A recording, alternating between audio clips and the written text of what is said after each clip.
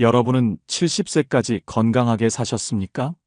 그렇다면 80세, 90세까지도 사실 수 있습니다. 하지만 왜 많은 분들이 70대에 갑자기 건강이 무너질까요? 오늘 이 영상을 끝까지 보시면 그 진짜 이유를 아실 겁니다. 서울 은평구에 사시는 박모 씨, 74세 어르신의 이야기입니다. 70세까지만 해도 정말 건강했습니다. 매일 아침 등산도 하고 골프도 치고 친구들과 여행도 다녔습니다. 병원 갈 일도 거의 없었습니다. 주변에서 부러워할 정도로 팔팔했습니다. 그런데 71세 되던 해봄, 아내가 갑자기 세상을 떠났습니다. 그날부터 박 씨의 삶이 완전히 바뀌었습니다. 아침에 일어날 이유가 없었습니다. 밥 먹기도 귀찮았습니다. 등산도 그만뒀습니다. 친구들 만나기도 싫었습니다. 하루 종일 집에만 있었습니다. 6개월 만에 몸무게가 10kg 빠졌습니다. 1년 만에 당뇨가 생겼습니다. 2년 만에 심장에 문제가 생겼습니다. 3년 만에 치매 초기 진단을 받았습니다. 건강했던 박 씨는 어디로 갔을까요? 지금 박 씨는 요양병원에 입원해 있습니다. 박 씨를 무너뜨린 것은 나이가 아니었습니다.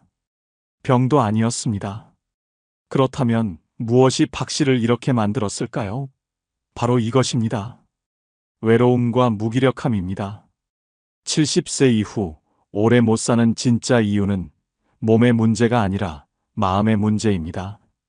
지금부터 하나씩 알려드리겠습니다. 70세 이후 오래 못 사는 첫 번째 이유는 사람을 만나지 않기 때문입니다. 여러분은 오늘 누구랑 이야기하셨습니까? 어제는요? 그저께는요? 혹시 며칠째 말 한마디 안 하고 지내고 계시지는 않습니까? 지금부터 하는 이야기를 절대 놓치지 마십시오.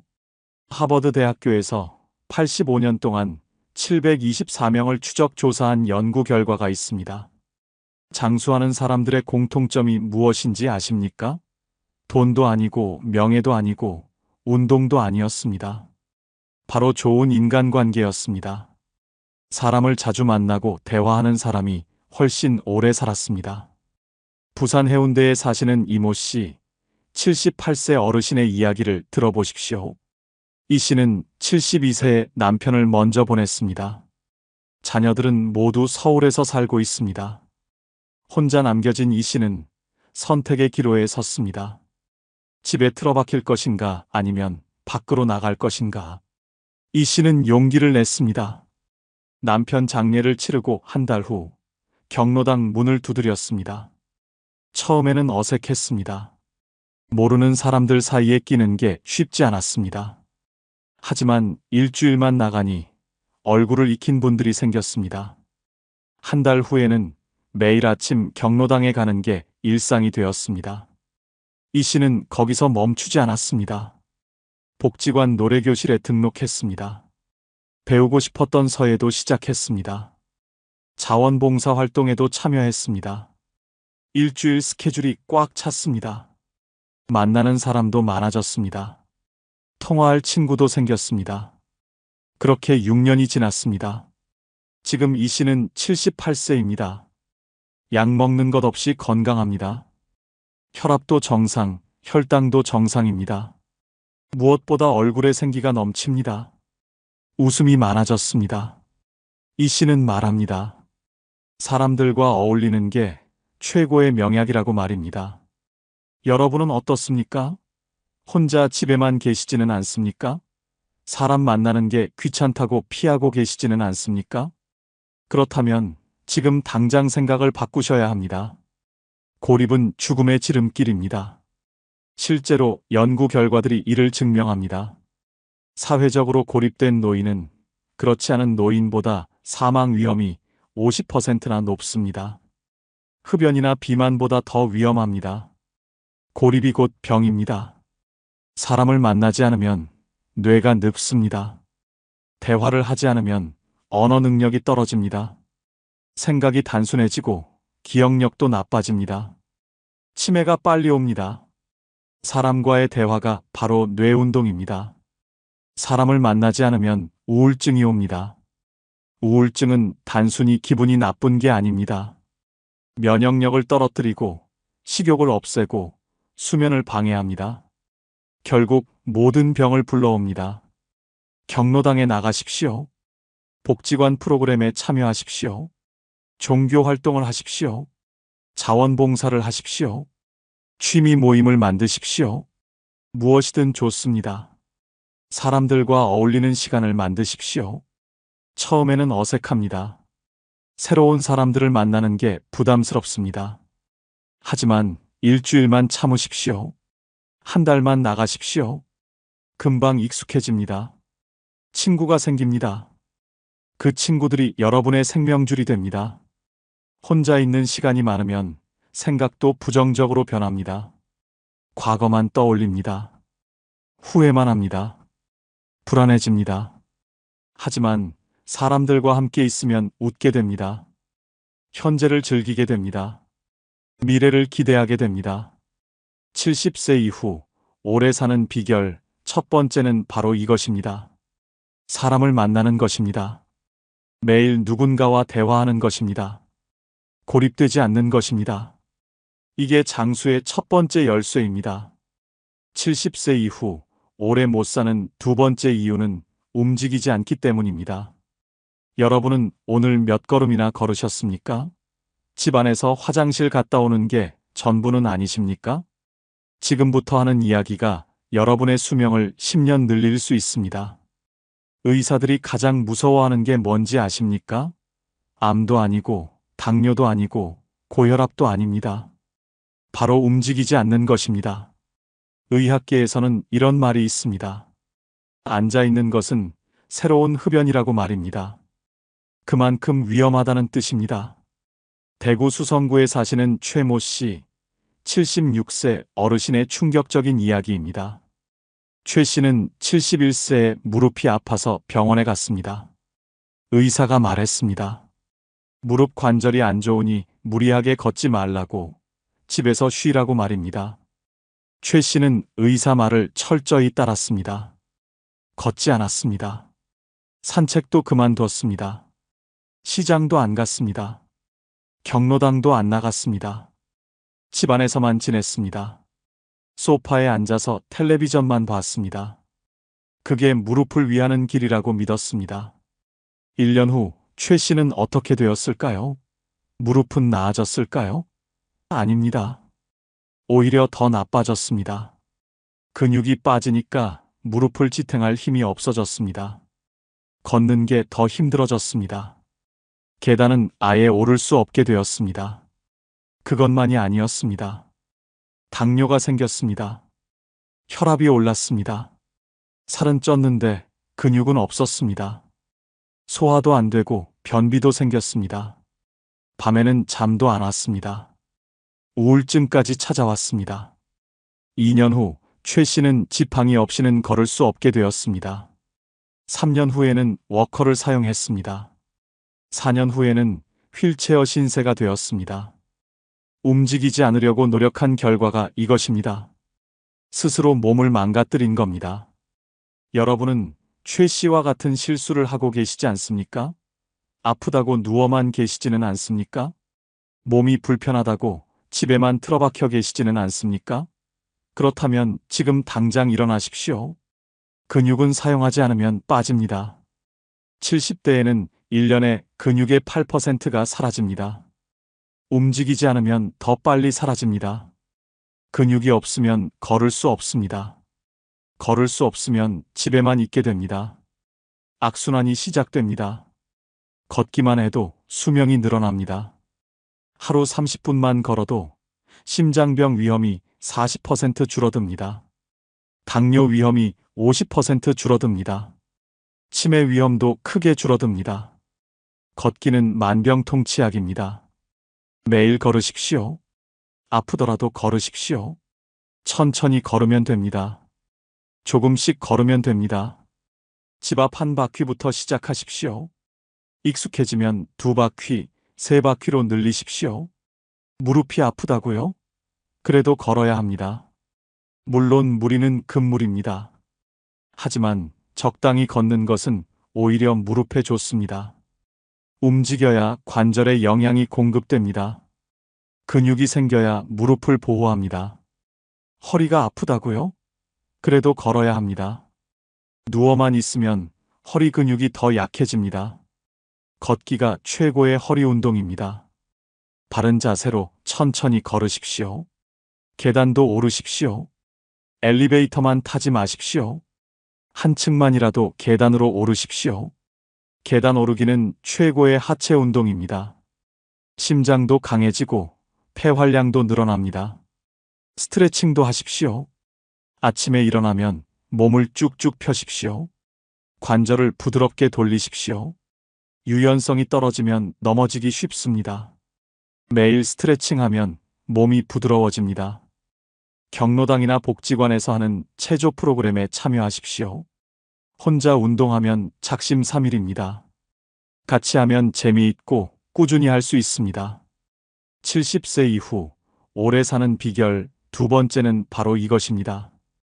매일 움직이는 것입니다. 걷고 움직이고 운동하는 것입니다. 몸을 쓰는 것입니다.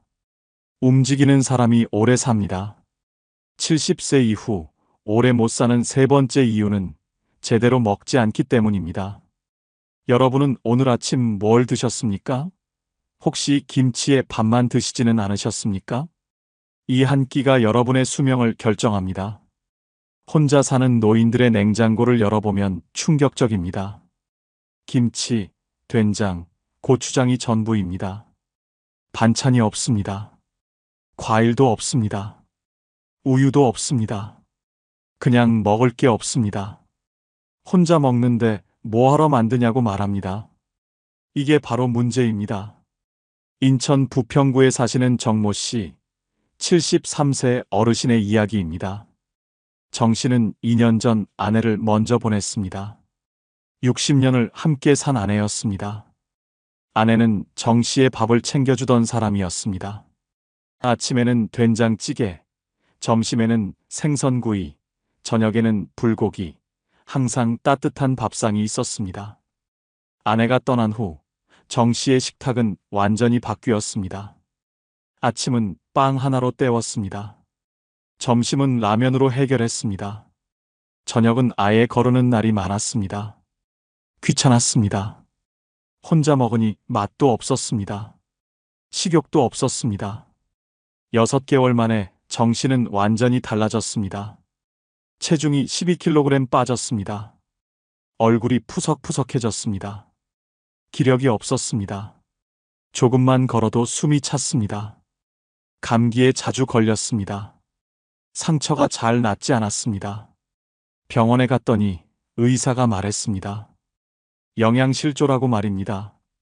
73세 노인이 영양실조라니 정 씨는 믿기지 않았습니다. 배는 안 고픈데 영양실조라고요? 의사는 설명했습니다. 칼로리는 충분해도 단백질, 비타민, 미네랄이 부족하면 영양실조라고 말입니다. 여러분은 어떻습니까? 하루 세 끼 제대로 드시고 계십니까? 고기는 드십니까? 생선은요? 과일은 드십니까? 우유는 마십니까? 아니면 정씨처럼 대충 때우고 계십니까? 나이 들면 입맛이 없어집니다. 소화도 잘 안 됩니다. 귀찮아서 안 먹게 됩니다. 하지만 이게 바로 죽음으로 가는 지름길입니다. 제대로 먹지 않으면 근육이 빠집니다. 면역력이 떨어집니다. 모든 병이 찾아옵니다. 단백질을 꼭 드십시오. 고기, 생선, 계란, 두부를 매일 드셔야 합니다. 단백질이 없으면 근육이 사라집니다. 근육이 없으면 걸을 수 없습니다. 하루에 손바닥 크기만큼의 단백질은 반드시 드십시오. 채소도 드십시오. 김치만으로는 부족합니다. 여러 가지 채소를 드셔야 합니다. 비타민과 미네랄이 풍부한 채소가 면역력을 높여줍니다. 시금치, 브로콜리, 당근, 양배추를 드십시오. 과일도 매일 드십시오. 사과, 바나나, 귤, 무엇이든 좋습니다. 과일은 비타민의 보고입니다. 하루 한 개의 과일이 의사를 멀리한다는 말이 있습니다. 우유나 요구르트도 드십시오. 칼슘이 필요합니다. 뼈가 약해지면 골절이 옵니다. 한번 넘어져서 골절되면 회복이 정말 어렵습니다. 하루 한 잔의 우유가 뼈를 지켜줍니다. 물을 많이 마십시오. 나이 들면 갈증을 잘 못 느낍니다. 하지만 몸은 물이 필요합니다. 하루 1리터 이상은 마셔야 합니다. 물을 안 마시면 변비가 오고 혈액이 끈적해지고 신장에 문제가 생깁니다. 혼자 먹기 싫으면 경로당이나 복지관 무료 급식을 이용하십시오. 사람들과 같이 먹으면 식욕도 생기고 맛도 있습니다. 영양가 있는 식사를 제공하니까 건강에도 좋습니다. 요리하기 힘들면 반찬 배달 서비스를 이용하십시오. 요즘은 노인을 위한 도시락 배달도 많습니다. 주민센터에 문의하면 저렴하게 이용할 수 있습니다. 입맛이 없어도 꼭 드십시오. 억지로라도 드십시오. 먹는 게 곧 약입니다. 제대로 먹어야 오래 삽니다. 70세 이후 오래 사는 비결 세 번째는 바로 이것입니다. 하루 세 끼 제대로 먹는 것입니다. 70세 이후 오래 못 사는 네 번째 이유는 병원을 무서워하기 때문입니다. 여러분은 마지막으로 병원에 간 게 언제입니까? 몸이 아파도 참고 계시지는 않습니까? 이 한 번의 미루기가 생명을 앗아갑니다. 많은 어르신들이 병원을 두려워합니다. 병원에 가면 큰 병을 발견할까봐 무섭다고 합니다. 차라리 모르고 사는 게 낫다고 말합니다. 검사받기도 싫고, 의사 말 듣기도 싫고, 약 먹기도 싫다고 합니다. 하지만 이게 바로 자살 행위입니다. 광주 동구에 사시는 강모 씨, 75세 어르신의 끔찍한 이야기입니다. 강 씨는 72세 되던 해부터 소화가 안 되기 시작했습니다. 밥을 먹으면 속이 더부룩했습니다. 트림도 자주 나왔습니다. 가끔 명치가 아팠습니다. 친구들이 말했습니다. 병원에 가보라고, 내시경 검사를 받아보라고 말입니다. 하지만 강 씨는 거부했습니다. 나이 들면 소화가 안 되는 게 당연하다고 생각했습니다. 병원 가면 이것저것 검사하고 돈만 나간다고 생각했습니다. 내시경은 너무 고통스럽다는 소문도 들었습니다. 강 씨는 약국에서 소화제만 사 먹었습니다. 6개월이 지나고 1년이 지났습니다. 증상은 점점 심해졌습니다. 체중이 빠지기 시작했습니다. 식욕이 완전히 없어졌습니다. 얼굴이 누렇게 변했습니다. 자녀들이 강제로 병원에 데려갔습니다. 내시경을 해보니 위암이었습니다. 그것도 3기였습니다. 이미 많이 진행된 상태였습니다. 의사가 말했습니다. 1년 전에 왔으면 완치가 가능했을 텐데 지금은 수술도 어렵다고 말입니다. 강 씨는 지금 항암 치료를 받고 있습니다. 고통스럽습니다. 후회됩니다. 1년 전에 병원에 갔더라면, 친구들 말을 들었더라면 지금 이렇게 고생하지 않았을 텐데 말입니다. 병원이 무서워서 미뤘다가 죽음 앞에 섰습니다. 여러분은 어떻습니까? 몸이 이상한데 병원 가기를 미루고 계시지는 않습니까? 검진 받으라는 통지서를 버리지는 않으셨습니까? 무서워서, 귀찮아서, 돈 아까워서 안 가고 계시지는 않습니까? 조기 발견이 생명을 구합니다. 암도 초기에 발견하면 90% 이상 완치됩니다. 하지만 늦게 발견하면 손쓸 방법이 없습니다. 고혈압도 당뇨도 초기에 잡으면 관리가 쉽습니다. 하지만 방치하면 합병증이 옵니다. 국가에서 무료 건강검진을 제공합니다. 65세 이상은 2년마다 무료입니다. 위내시경, 대장내시경도 무료입니다. 돈 한 푼 안 듭니다. 그런데도 안 받는 분들이 많습니다. 도대체 왜 안 받으십니까? 검진 통지서가 오면 바로 예약하십시오. 미루지 마십시오. 내일 하겠다는 말은 영원히 안 한다는 뜻입니다. 오늘 당장 전화하십시오. 예약하십시오. 검진 받으십시오. 내시경이 무섭다고요? 요즘은 수면 내시경이 있습니다. 자는 동안 끝납니다. 아프지 않습니다. 10분이면 끝납니다. 그 10분이 여러분의 생명을 구합니다. 몸에 이상이 있으면 즉시 병원에 가십시오. 참지 마십시오. 나이 들어서 그런가 보다 하지 마십시오. 작은 증상이 큰 병의 신호일 수 있습니다. 소화불량, 두통, 어지럼증, 가슴 답답함, 이런 증상들을 무시하지 마십시오.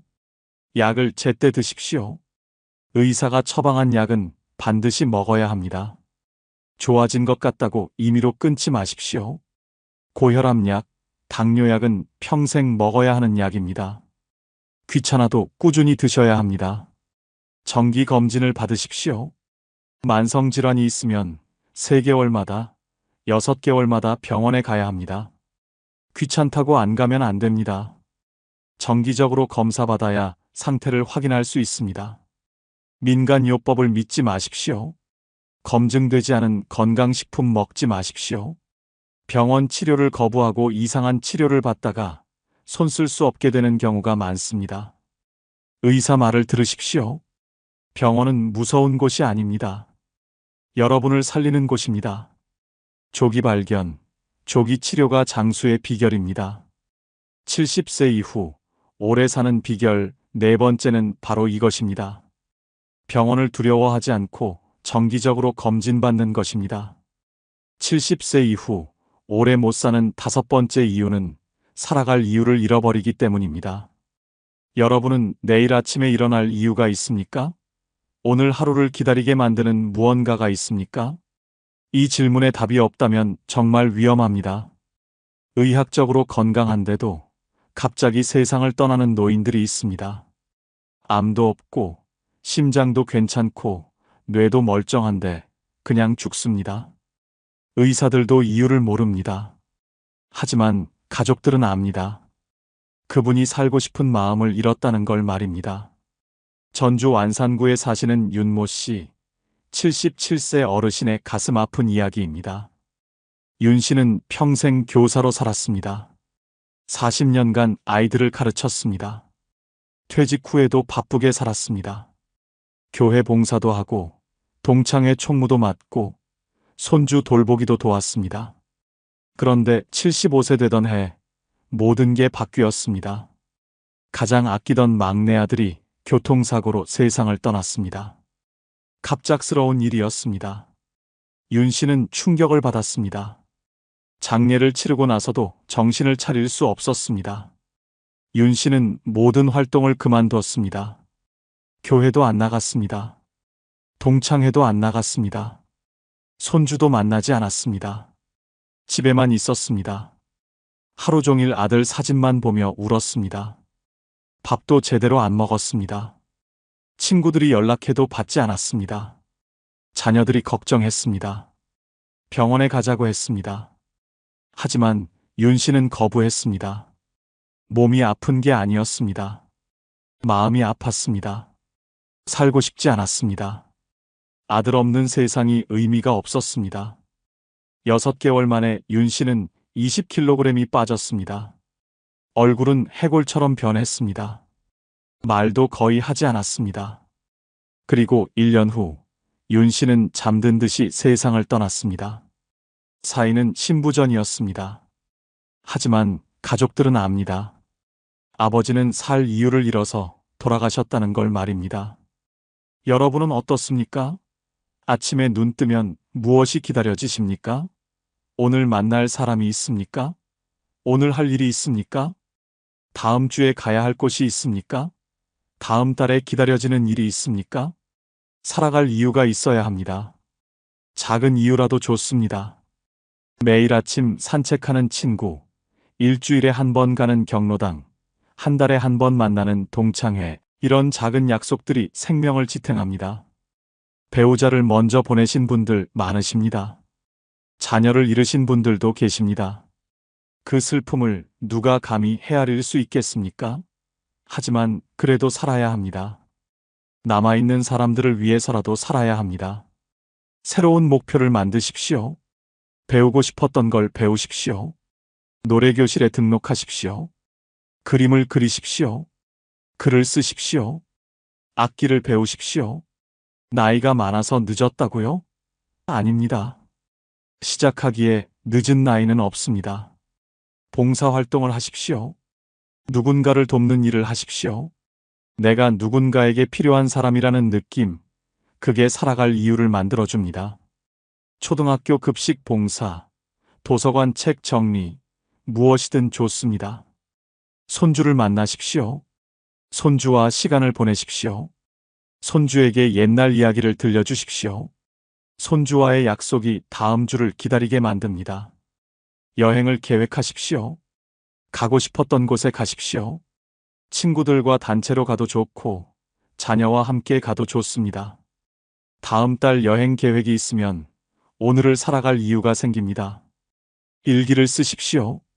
매일 있었던 일을 기록하십시오. 오늘 만난 사람, 오늘 먹은 음식, 오늘의 날씨, 오늘의 기분을 적으십시오. 일기를 쓰다 보면 내일도 쓸 거리를 만들고 싶어집니다. 반려동물을 키우십시오. 강아지나 고양이가 있으면 돌봐야 할 생명이 생깁니다. 아침에 밥을 줘야 하고, 산책을 시켜야 하고, 놀아줘야 합니다. 이게 살아갈 이유가 됩니다. 살아갈 이유는 거창한 게 아닙니다. 작은 기쁨, 작은 기대, 작은 책임이면 충분합니다. 70세 이후 오래 사는 비결 5번째는 바로 이것입니다. 살아갈 이유를 만들고 지키는 것입니다. 엄마, 이제 나이도 있는데 좀 쉬세요. 쉬긴 뭘 쉬어. 아직 내 손으로 밥 해 먹을 수 있어.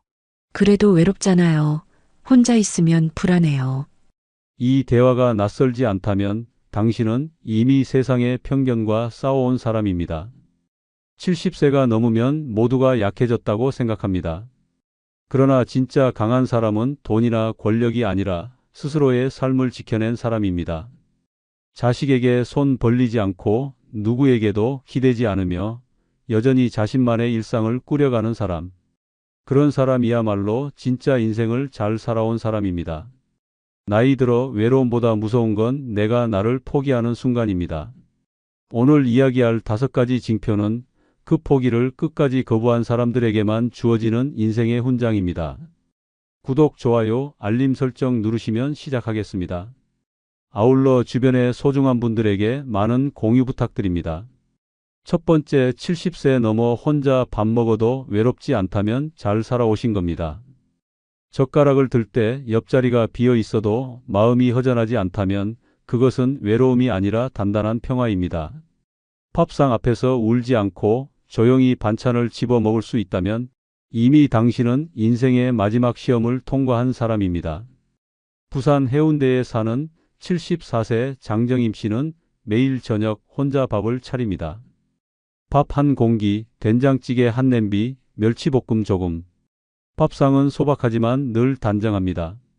10년 전 남편을 먼저 떠나보내고 자식들은 모두 서울로 떠났습니다. 처음엔 숟가락을 들 때마다 눈물이 흘렀습니다. 식탁 맞은편 빈 의자만 봐도 가슴이 쿡쿡 쑤셨습니다. 밥 한 숟갈이 목에 걸려 삼키지도 못하고 찬 밥을 버리며 혼잣말을 했습니다. 이게 무슨 인생이냐?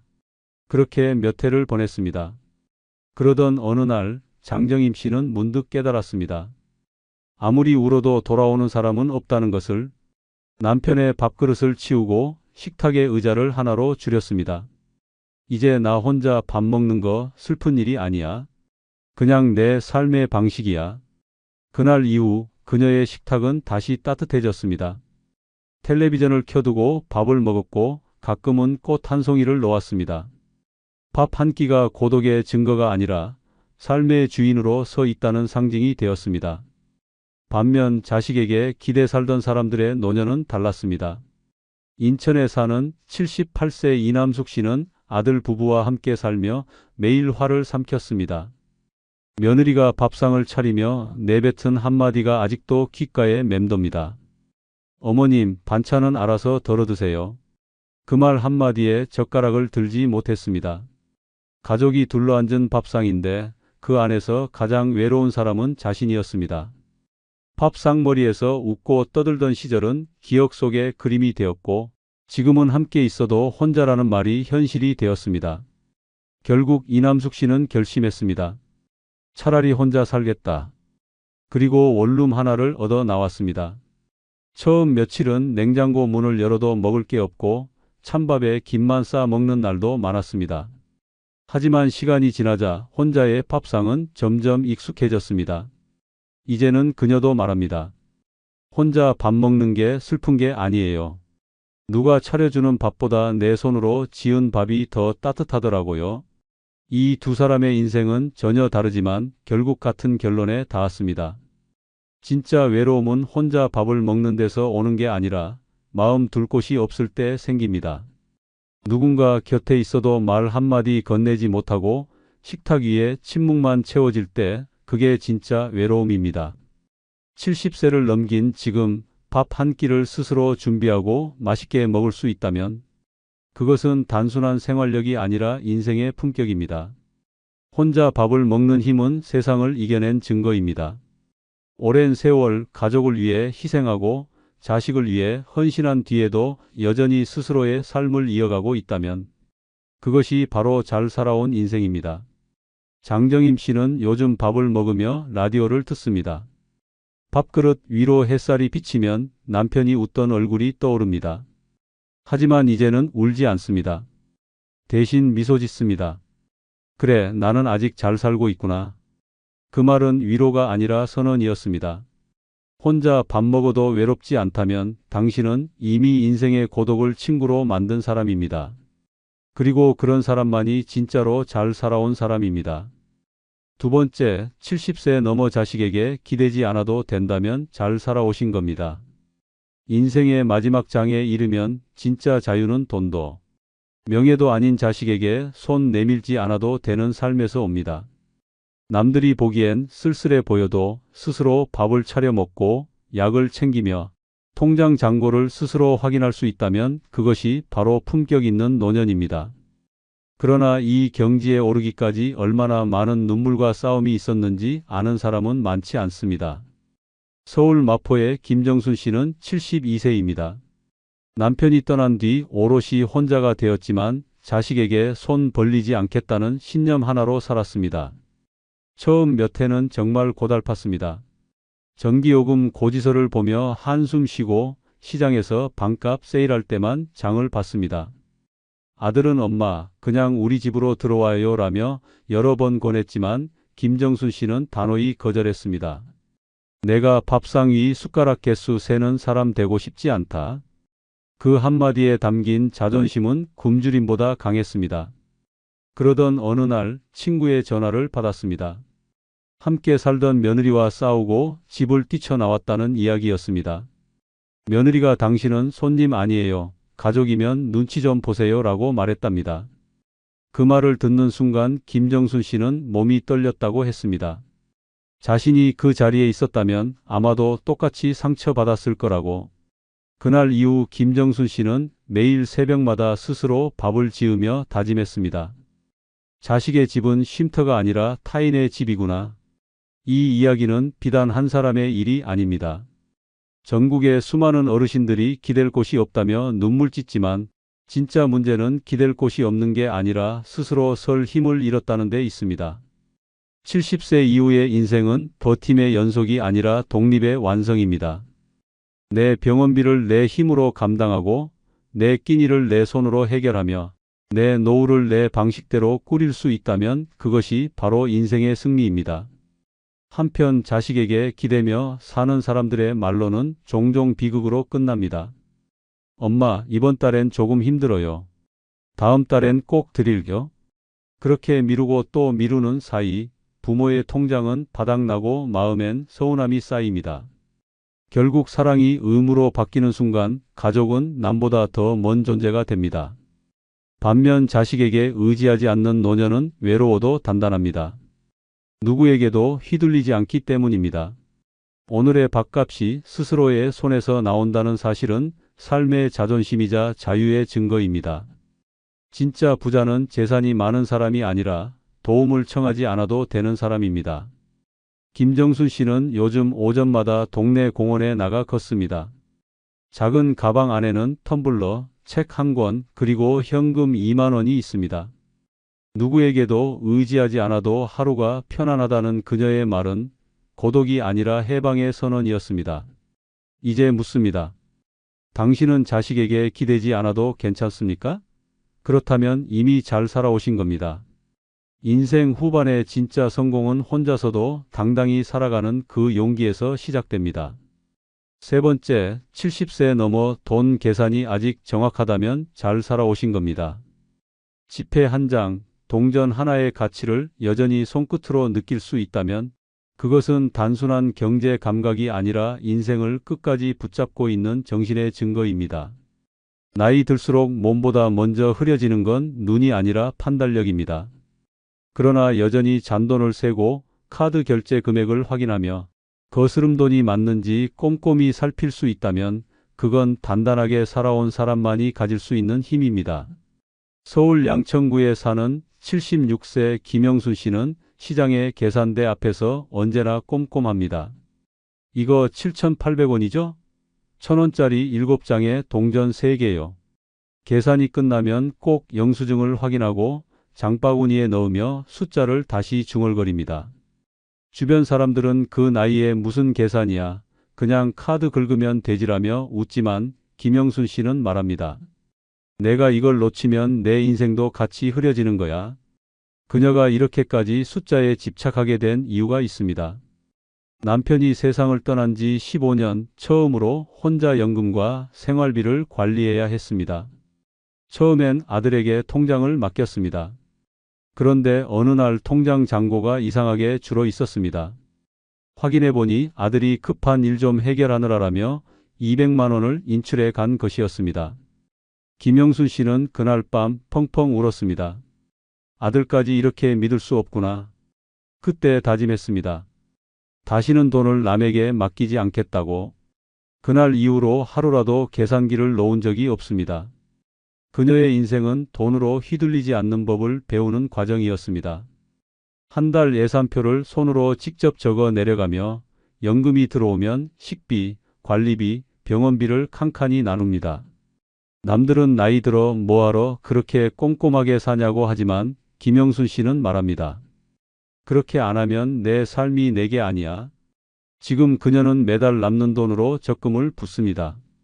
70대 여성이 매달 5만 원씩 적금에 넣는다는 건 사소해 보여도 그것은 삶의 주도권을 쥐고 있다는 선언이었습니다. 반면 같은 아파트 단지의 80세 박인자 씨는 돈 계산을 잃으면서 삶도 함께 무너졌습니다. 젊을 땐 장사도 하고 부지런했지만 노년에 들어 계산이 느려지고 기억이 흐려지자 주변이 하나둘 그녀의 돈을 노리기 시작했습니다. 함께 다니던 친구가 내가 대신 이체해 줄게라며 비밀번호를 물었고 며칠 뒤 통장에서 300만 원이 사라졌습니다. 경찰에 신고했지만 돌려받지 못했습니다. 그날 이후 박인자 씨는 통장을 손에 쥔 채 한참을 울었습니다. 숫자를 잃으니 인생도 헷갈리더라.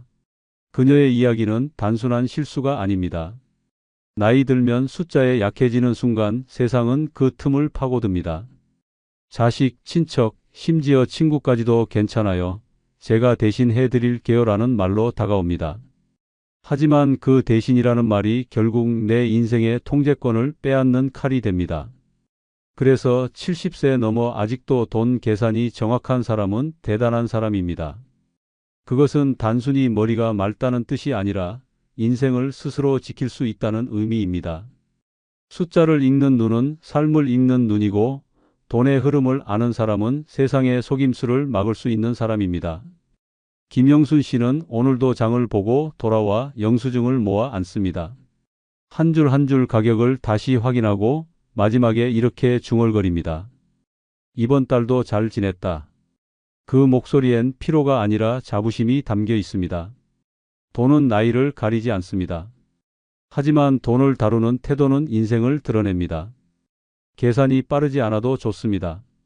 다만 정확히 알고 지키고 통제할 수 있다면 이미 당신은 흔들리지 않는 노년을 살고 있는 것입니다. 70세 넘어 아직도 숫자를 놓지 않는 당신, 그건 단순한 습관이 아닙니다. 세상에 휘둘리지 않고 스스로를 지키는 마지막 방어선입니다. 그러니 기억하세요. 돈 계산이 정확하다는 건 여전히 삶을 주도하고 있다는 뜻입니다. 그리고 그것이야말로 잘 살아온 인생의 가장 확실한 증거입니다. 네 번째, 70세 넘어 지난 일을 후회하지 않는다면 잘 살아오신 겁니다. 세상의 가장 잔인한 고문은 남이 주는 고통이 아니라 스스로 되풀이하는 그때, 그 말, 그 선택, 그 후회입니다. 잠들기 전 문득 떠오르는 장면 하나, 그때 왜 그렇게 했을까라는 한숨이 평생을 짓누릅니다. 하지만 그 무거운 기억 앞에서도 그래, 그게 내 몫이었다라고 말할 수 있다면 당신은 이미 인생의 고통을 이겨낸 사람입니다. 전북 익산에 사는 73세 윤정혜 씨는 젊은 시절 남편을 믿고 모든 걸 걸었습니다. 공장을 같이 운영하던 남편이 보증을 잘못 써서 하루아침에 모든 걸 잃었습니다. 집도 차도 가게도 사라졌습니다. 빚쟁이들이 문을 두드릴 때마다 남편은 술로 도망쳤고 윤정혜 씨는 시장에서 김밥을 팔며 하루를 버텼습니다. 그러다 남편이 교통사고로 세상을 떠났습니다. 장례식이 끝난 밤 그녀는 찢어진 통장 하나를 붙잡고 울었습니다. 내가 왜 그때 그 서류에 도장 찍었을까? 그 후 10년 동안 그녀의 인생은 후회라는 단어로 덮여 있었습니다. 그녀는 늘 과거의 자신을 원망했습니다. 그때만 제대로 판단했어도 남편 말을 믿지 않았더라면 하지만 어느 날 함께 김밥을 팔던 이웃이 말했습니다. 그래도 언니, 그때 도장 찍은 사람은 순정이 있었잖아. 사랑해서 한 거잖아. 그 말이 그녀의 마음을 흔들었습니다. 맞다. 나는 그때 사랑했었다. 진심이었잖아. 그날 이후 윤정혜 씨는 후회를 멈추기로 했습니다. 김밥을 말 때마다 스스로에게 말했습니다. 그때의 나도 최선을 다했어. 그렇게 70이 넘은 지금 그녀는 여전히 시장에서 김밥을 팔며 말합니다. 나는 잘 살아왔어. 후회하지 않아. 그 고생이 지금의 나를 만들었으니까. 반면 서울 강동구의 78세 이은호 씨는 평생 후회 속에 갇혀 살았습니다. 젊은 시절 가족 반대를 무릅쓰고 결혼했지만 남편의 외도로 이혼했습니다. 이후 자식 둘을 홀로 키웠지만 아들이 결혼하며 연락을 끊었습니다. 손주 얼굴 한 번 못 본 채 칠순을 넘긴 지금도 그녀는 하루에도 수십 번 과거로 돌아갑니다. 그때 참고 살 걸, 이혼만 안 했더라면 그렇게 되뇌며 하루를 보냅니다. 그녀는 잠들기 전에도 과거를 떠올리며 눈물을 흘립니다. 내 인생은 실패야. 하지만 그녀가 모르는 사실이 있습니다. 그렇게 과거를 끌어안고 울고 있는 동안 현재는 천천히 사라지고 있다는 걸.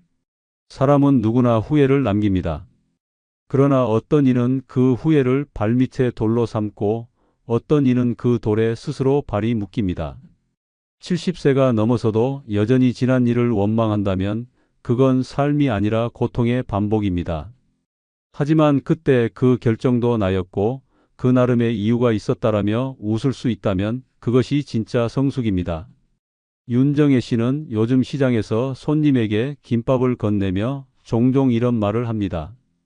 내 인생은 실패한 게 아니라 여러 번 넘어지면서도 다시 일어난 인생이에요. 손님들은 그 말을 듣고 웃습니다. 하지만 그녀의 눈빛은 단단합니다. 후회를 버린 사람만이 가질 수 있는 눈빛입니다. 인생은 돌이킬 수 없습니다. 그러나 받아들일 수는 있습니다. 후회하지 않는다는 건 그저 무심한 게 아니라 자신을 용서할 줄 안다는 뜻입니다. 그 용서가 없으면 사람은 나이 들어도 평생 40대의 후회 속에 머뭅니다. 70세 넘어 지난 일을 후회하지 않는다면 당신은 이미 인생의 상처를 예술로 바꾼 사람입니다. 그 모든 눈물과 고통이 지금의 단단함을 만들었습니다.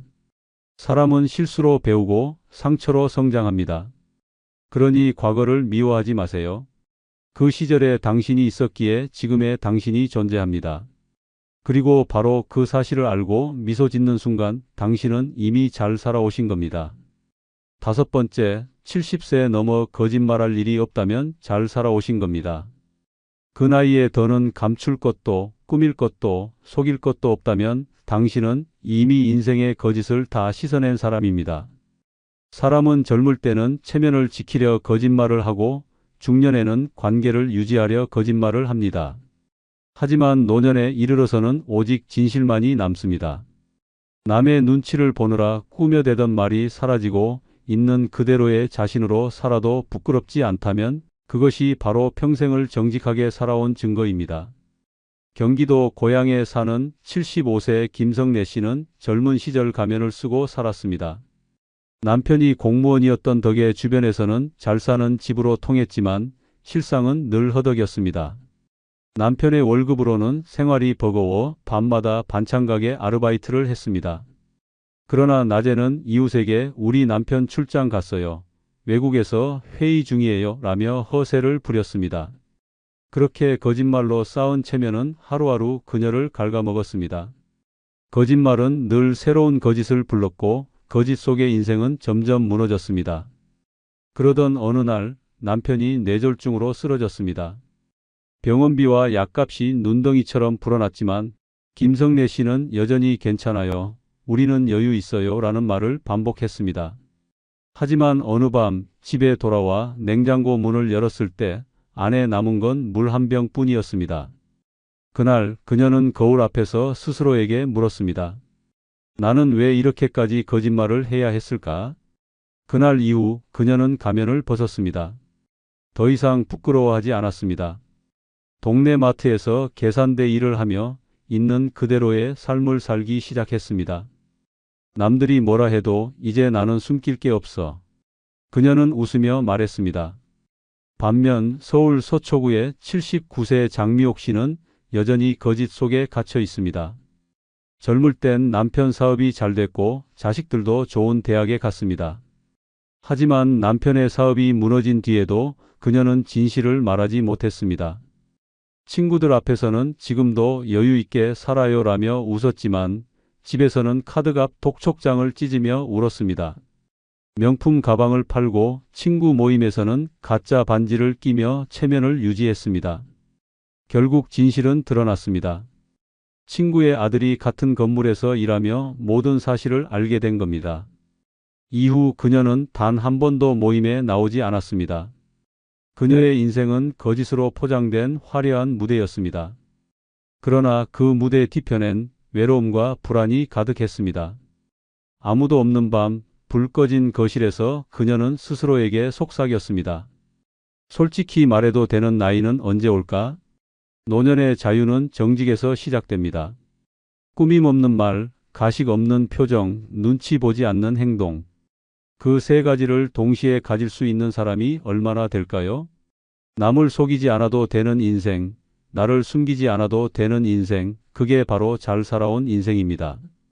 김성래 씨는 요즘 아침마다 시장에 나가 손님들에게 이거 오늘 반값이에요. 맛있어요 라고 소리칩니다. 어떤 날은 손님이 없어도 그녀는 거짓 없이 웃습니다.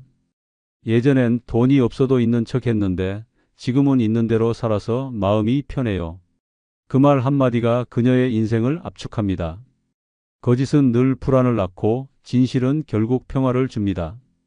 젊을 땐 거짓으로 버티지만 나이 들어서는 진실로만 버틸 수 있습니다.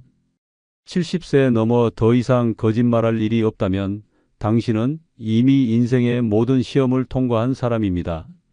숨길 게 없는 사람은 두려울 게 없습니다. 남이 뭐라 해도 있는 그대로 살아도 괜찮은 사람.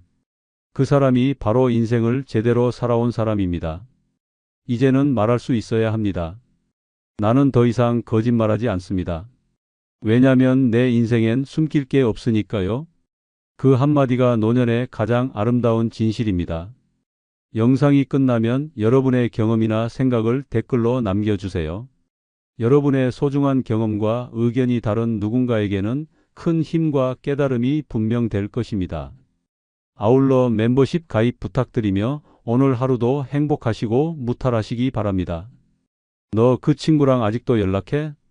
아니, 옛날엔 죽고 못 살던 사이였는데 요즘은 전화 한 통도 없어. 봐라, 친구도 결국은 썩어가는 음식처럼 유통기간이 있더라. 우리가 평생이라고 믿었던 우정, 늙어가며 그 환상이 얼마나 허무하게 깨지는지 아십니까? 함께 울고 웃던 친구가 이제는 남보다 더 차갑게 돌아서고 오히려 상처와 독이 되어 돌아옵니다. 나이를 먹으면 성격은 더 날카로워지고 비교와 자랑은 칼날이 되어 가슴을 찌릅니다. 만날 때마다 이어지는 술자리는 몸을 망치고 생활 반경이 달라지면 연락조차 끊어집니다. 철학자 쇼펜하우어는 진정한 우정은 극히 드물며 오래 지속되기는 더더욱 어렵다고 말했습니다. 그렇습니다. 늙어 친구에게도 유통기간은 존재합니다. 그 충격적인 이유들을 지금부터 끝까지 확인해 보십시오. 늙어 친구에게도 유통기간이 있는 첫 번째 이유는 친구가 아닌 경쟁 상대처럼 느껴질 때가 있기 때문입니다. 평생을 함께 웃고 울었던 사이도 나이 들어서는 그 웃음이 비교와 질투로 변합니다. 어제까지 술잔을 기울이며 우린 형제 같다라던 입에서 오늘은 넌 왜 아직 그것밖에 못했냐라는 말이 튀어나옵니다. 친구라는 이름은 남아 있어도 속마음은 이미 적수로 바뀌어 있는 겁니다. 서울 성북구에 사는 박영철 씨는 40년 지기 친구와 매달 등산을 했습니다. 처음엔 건강을 챙기며 우정을 나누는 소중한 시간이었습니다. 그런데 산을 오르며 대화는 늘 자식 얘기로 흘렀습니다. 우리 아들은 대기업에 들어갔어. 승진도 빨라. 너네 아들은 아직 자리 못 잡았지? 그 순간 박 씨의 얼굴은 굳어졌습니다. 친구의 자랑은 칭찬이 아니라 모욕처럼 들렸습니다. 발걸음은 무거워졌고 오르던 산길은 낭떠러지처럼 느껴졌습니다. 몇 번이고 참았지만 결국 폭발했습니다. 넌 왜 만날 때마다 사람을 깎아내리냐? 그날 이후 산행은 끊겼고 우정도 끝났습니다. 함께한 세월은 산처럼 높았지만 경쟁심이라는 낙석에 무너져 버린 겁니다. 반대로 대전의 김정수 씨는 같은 상황에서도 다른 선택을 했습니다. 오랜 친구가 늘 비교와 자랑을 늘어놓아 속이 쓰렸습니다. 그러나 그는 대화의 화살을 바꿨습니다. 내 아들이 잘 나가는 건 알겠어. 근데 나도 내 방식대로 만족하며 살아. 그렇게 담담히 선을 긋자 친구는 당황하며 말을 바꿨습니다. 오히려 시간이 지나면서 서로의 다른 삶을 존중하게 되었고 경쟁 대신 이해가 자리 잡았습니다. 우정을 지키려면 경쟁심을 인정하고 단호히 선을 긋는 태도가 필요했던 겁니다. 이 두 사례는 노년의 우정이 왜 쉽게 경쟁으로 변하는지 보여줍니다. 젊을 땐 함께 달리던 동료였지만 나이 들어서는 서로의 성적표를 비교하는 적수가 됩니다. 누가 더 오래 건강을 지켰는가? 누가 더 좋은 집에서 사는가? 누가 더 성공한 자식을 두었는가? 이런 잣대가 대화 속에 스며들고 우정은 점점 전쟁터가 됩니다. 심리학자들의 연구에 따르면 노년기에 인간은 비교 본능이 더 강해진다고 합니다. 사회적 지위는 사라지고 새로운 성취는 줄어듭니다. 남은 건 과거의 성취와 가족뿐인데 그것을 두고 끊임없이 우위를 다투게 되는 겁니다. 문제는 이런 비교가 단순한 농담이 아니라 상대의 가슴을 찌르는 독한 칼날이 된다는 사실입니다. 친구가 경쟁 상대처럼 느껴지는 순간 그 관계는 이미 유통기간을 맞이합니다. 진심으로 축하해야 할 자리에 불편함이 자리 잡고 함께 웃어야 할 순간에 분노가 올라옵니다. 더 무서운 건 상대도 똑같은 감정을 느끼고 있다는 겁니다. 결국 둘 다 상처만 남기고 등을 돌리게 됩니다. 그러나 대전의 김 씨 사례처럼 경쟁을 거부하고 선을 긋는 태도는 예외를 만듭니다. 넌 너, 나는 나라는 확실한 경계. 그것이 없다면 우정은 끝내 질투와 비교에 질식해 죽어갑니다. 냉정히 말해 노년의 친구는 웃으며 건배하는 술잔 속에서도 이미 경쟁 상대가 되어 있습니다. 자식, 집, 연금, 건강까지 모든 게 비교의 대상이 됩니다. 그리고 그 비교가 쌓일수록 우정은 썩어갑니다. 그래서 늙어 친구에게도 유통기간이 존재하는 것입니다. 늙어 친구에게도 유통기간이 있는 두 번째 이유는 함께했던 추억보다 혼자만의 시간이 더 소중해지기 때문입니다. 젊을 땐 새벽까지 술잔을 기울이며 떠들어도 즐거웠습니다. 하지만 나이 들어서는 달라집니다. 누군가와 함께하는 시간이 오히려 피곤해지고 혼자 집에서 조용히 있는 시간이 더 값지게 느껴집니다. 우정이 사라진 게 아니라 우정보다 고요를 더 원하게 되는 겁니다. 서울 노원구에 사는 김용남 씨는 은퇴 후에도 친구 모임을 빠지지 않았습니다. 매달 모여 고스톱을 치고 옛 추억을 나누며 크게 웃었습니다. 하지만 어느 순간부터 그 모임이 지옥처럼 느껴졌습니다. 끝없는 뒷담화, 반복되는 자랑, 사소한 말다툼이 피로를 쌓아갔습니다. 집에 돌아오면 한숨만 나오고 몸은 더 무거워졌습니다.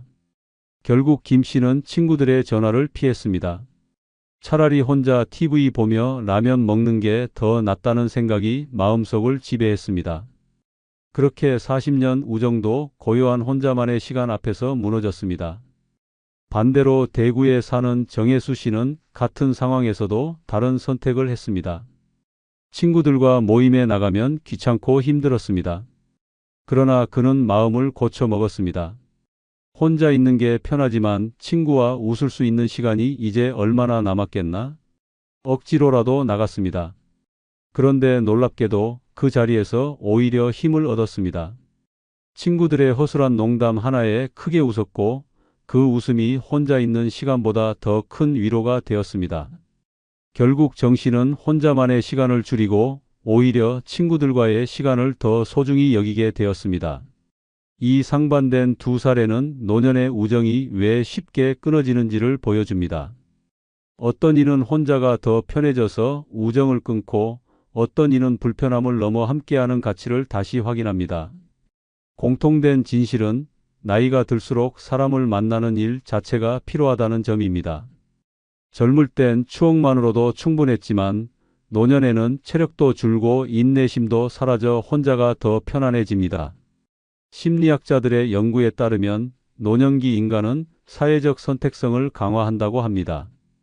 다시 말해 불필요한 인간관계는 스스로 잘라내고 최소한의 관계만 유지하며 혼자만의 시간을 택하는 경향이 강해진다는 겁니다. 친구와의 추억이 아무리 많아도 현재의 피곤함을 이기지 못하면 결국 혼자의 시간을 선택하게 됩니다.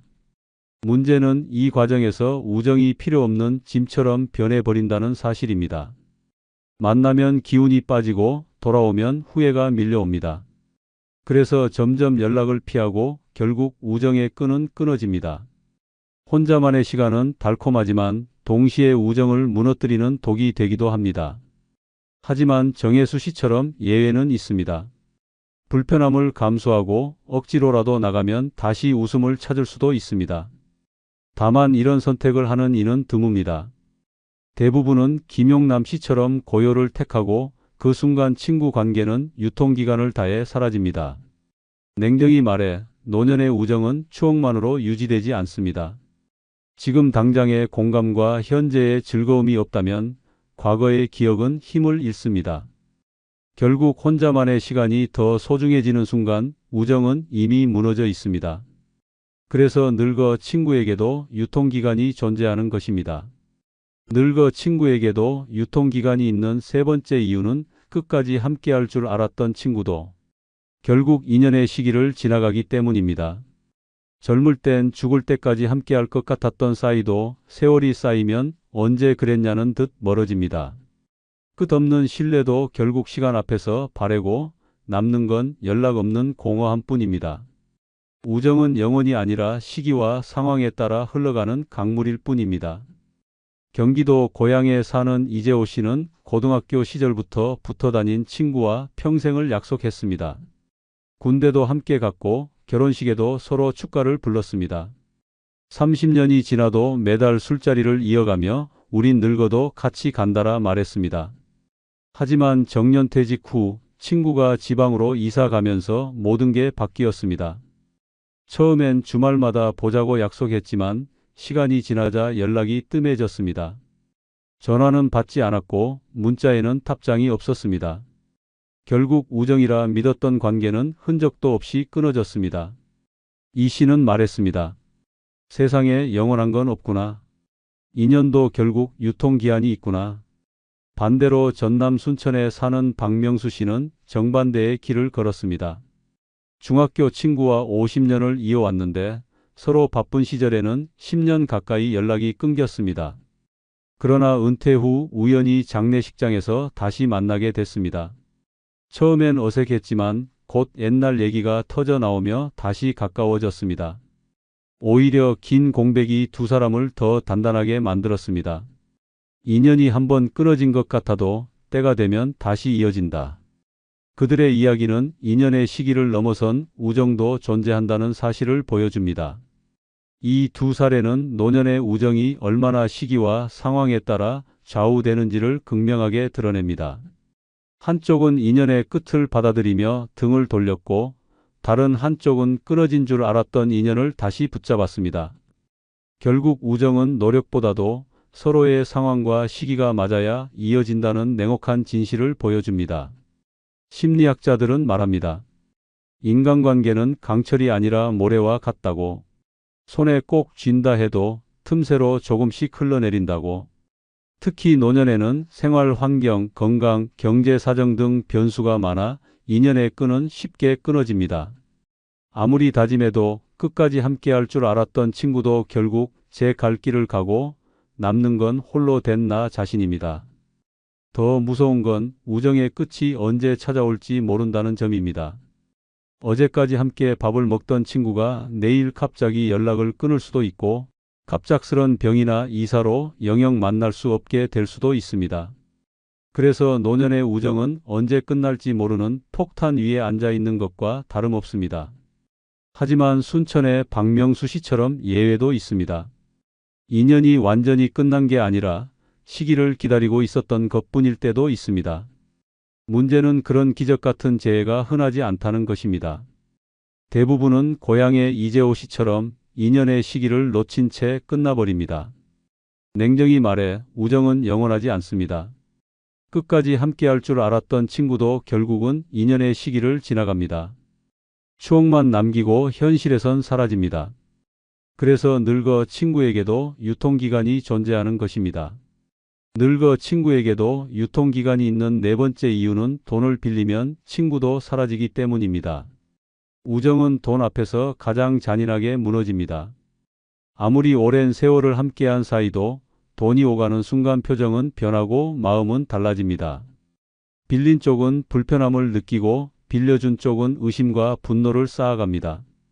결국 남는 건 금이 간 우정, 그리고 연락 두절된 전화번호뿐입니다. 서울 강북구에 사는 김병호 씨는 40년 지기 친구의 부탁을 거절하지 못했습니다. 사업이 잠깐 어려워. 한두 달만 빌려주면 바로 갚을게. 그렇게 내어준 돈은 500만 원. 하지만 두 달은 고사하고 2년이 지나도 돈은 돌아오지 않았습니다. 전화를 하면 조만간 갚을게라는 말뿐이었고 만남은 피하기 일쑤였습니다. 결국 친구는 잠적했고 김 씨는 돈도 우정도 모두 잃었습니다. 그는 씁쓸히 말했습니다.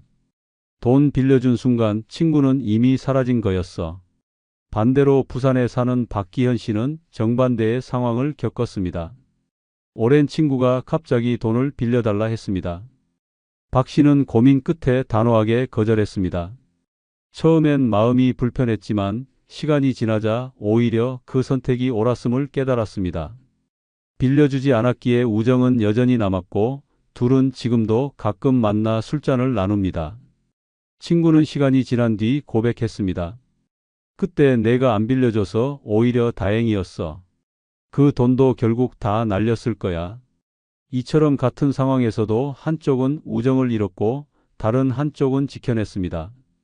이 상반된 사례는 노년의 우정이 돈 앞에서 얼마나 쉽게 무너지는지를 보여줍니다.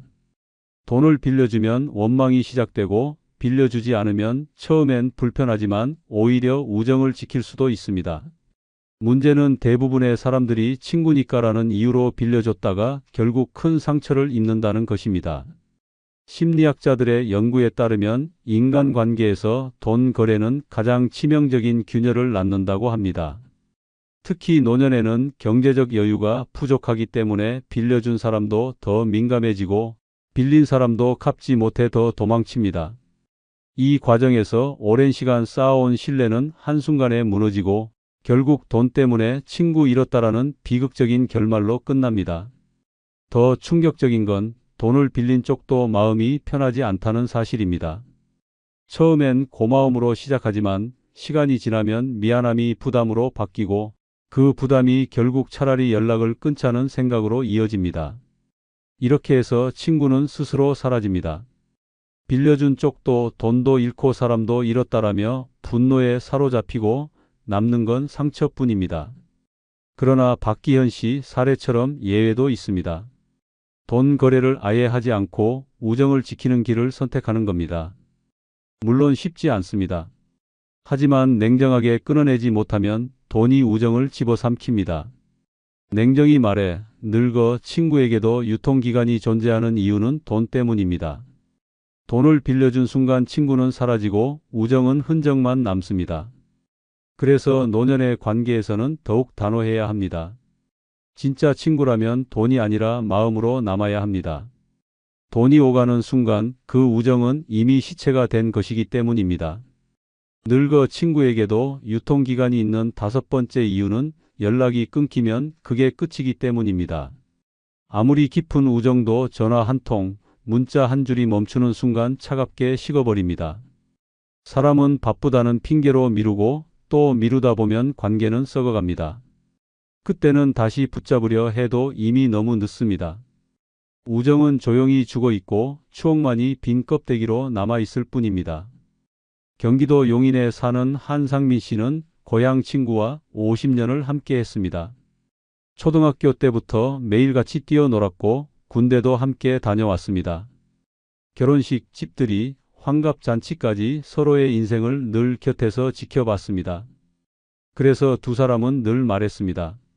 우린 끝까지 간다. 하지만 정년퇴직 후 친구가 갑자기 지방으로 이사하면서 연락이 뜸해졌습니다. 처음엔 하루 이틀 건너 안부를 주고받았지만 한 달이 되고 2달이 지나자 결국 아무런 연락도 오지 않았습니다. 한 씨가 먼저 전화를 걸었지만 받지 않았고 문자도 답장이 없었습니다. 시간이 지나자 스스로도 더 이상 연락할 용기가 사라졌습니다. 그렇게 50년 우정은 단순한 침묵 속에 사라졌습니다. 그는 말했습니다. 사람이 죽은 것도 아닌데 연락이 끊기니 그냥 없는 사람이 된 거야. 반대로 전북 군산에 사는 정태호 씨는 다른 길을 걸었습니다. 오랜 친구가 이민을 가면서 연락이 끊겼습니다. 하지만 그는 포기하지 않았습니다. 어렵게 전화번호를 수소문해 해외까지 전화를 걸고 편지를 쓰고 화상통화까지 시도했습니다. 처음엔 어색했지만 꾸준히 이어가자 다시 예전의 친밀함이 살아났습니다. 결국 두 사람은 몇 년 뒤 다시 만나 눈물을 흘리며 포옹했습니다. 같은 상황에서도 한쪽은 연락 단절로 우정을 잃었고 다른 한쪽은 끊임없는 노력으로 우정을 지켜냈습니다. 이 두 사례는 냉혹한 진실을 보여줍니다. 노년의 우정은 멀어지는 게 아니라 연락이 끊기며 죽어가는 겁니다. 이유는 단순합니다. 나이 들어 체력은 줄고 생활 반경은 좁아집니다. 일부러 연락하지 않으면 우연히 만날 일도 없습니다. 그래서 연락이 단절되면 관계는 끝내 다시 이어지지 못합니다. 심리학자들의 연구에 따르면 인간관계에서 소통 단절은 곧 관계의 단절이라고 합니다.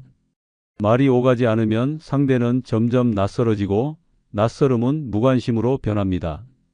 결국 마음의 거리도 멀어지고 그 공백은 다시 메울 수 없게 됩니다. 노년일수록 이 속도는 더 빠릅니다. 이유는 간단합니다.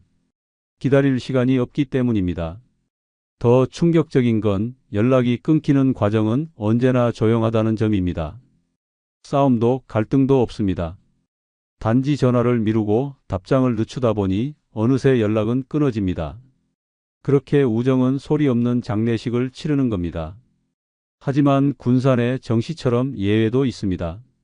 억지로라도 이어가려는 노력만이 관계를 살려냅니다. 그러나 대부분은 그 노력조차 하지 않습니다. 귀찮아서, 바빠서, 그냥 미뤄둔다는 이유로 우정은 묻혀버립니다. 냉정히 말해 늙어 친구에게도 유통기간은 존재합니다. 연락이 끊기는 순간 그 관계는 이미 시체가 된 겁니다. 아무리 아름다운 추억도 현재의 침묵을 이길 수는 없습니다. 그래서 노년의 우정을 지키고 싶다면 귀찮음을 이겨내고 먼저 연락해야 합니다. 그렇지 않다면 당신이 믿었던 그 우정은 이미 끝난 것입니다. 늙어 친구에게도 유통기간이 있는 여섯 번째 이유는 생활 범위가 달라지면 연락조차 뜸해지기 때문입니다. 같은 동네에 살며 매일 얼굴을 보던 친구도 하루아침에 생활 반경이 바뀌면 남보다 더 멀어집니다. 길에서 마주치지 않으면 생각도 사라지고 생각이 사라지면 우정도 시들어갑니다. 결국 시간이 친구를 잡아먹고 남는 건 텅 빈 연락처뿐입니다. 경기도 군포에 사는 정성호 씨는 고향 친구와 평생을 붙어 다녔습니다. 초등학교부터 고등학교까지 같은 반, 졸업 후에도 같은 동네에서 장사를 하며 매일 얼굴을 봤습니다. 늘 가게 문 닫고 소주 한 잔 기울이며 우린 평생 친구다라 말했습니다. 그러나 친구가 아들의 결혼 문제로 갑자기 서울 강남으로 이사한 순간 모든 게 달라졌습니다. 처음엔 주말마다 보자고 약속했지만 막상 거리가 멀어지자 만남은 쉽지 않았습니다. 한 달에 한 번이 두 달에 한 번이 되고 결국 1년에 한 번도 보지 못했습니다. 전화를 걸면 늘 바쁘다 했고 그 바쁨이 반복되자 정 씨는 더 이상 연락할 용기가 사라졌습니다. 수십 년 붙어 다닌 친구가 단순한 주소 변화 하나로 남이 되어버린 겁니다. 반대로 광주에 사는 이재훈 씨는 같은 상황에서도 다른 선택을 했습니다. 어린 시절부터 함께한 친구가 은퇴 후 제주도로 내려갔습니다. 처음엔 서운했지만 이 씨는 포기하지 않았습니다. 직접 비행기를 타고 찾아갔고 화상 통화를 일주일에 한 번씩 이어갔습니다. 그러다 보니 오히려 거리가 우정을 더 단단하게 만들었습니다. 떨어져 있어도 꾸준히 안부를 묻고 서로의 생활을 공유하며 과거보다 더 진한 우정을 지켜낼 수 있었습니다. 같은 상황이었지만 한쪽은 연락이 끊겨 우정을 잃었고 다른 한쪽은 끈질기게 이어가며 우정을 지켰습니다. 이 두 사례는 노년의 우정이 왜 생활 반경에 따라 갈라지는지 보여줍니다. 나이가 들면 체력은 줄고 이동은 불편해집니다. 가까운 거리만 오가다 보니 조금만 멀어져도 만남은 점점 희미해집니다. 연락이 줄어드는 건 단순한 게으름이 아닙니다. 생활권이 다르면 관심사도 달라지고 그 차이가 쌓여 결국 대화마저 끊어집니다.